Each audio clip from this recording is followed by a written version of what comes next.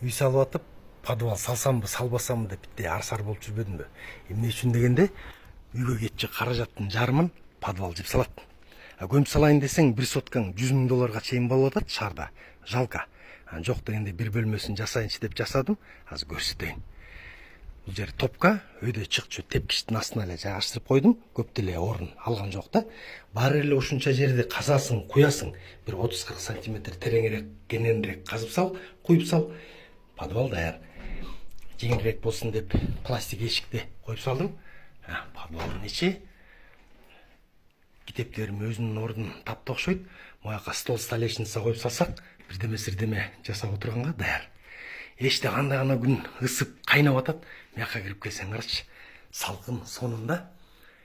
Кышында болсо жылуу. Өмүр бою өкүнүп калбайын, кап ошондо эле чыгынып жасап албай деп фундамент куюп атканда эле жасай кеттик. Бир 300 000 сом ашыгыраак кетти фундаменттен тышкарычы. Эмнеге? Жер казылды, тереңирээк фундамент куюлду, терезең бар, эшигиң бар, тепкичиң бар, 3 плита перекрытие кетти. Анан отделкасы да.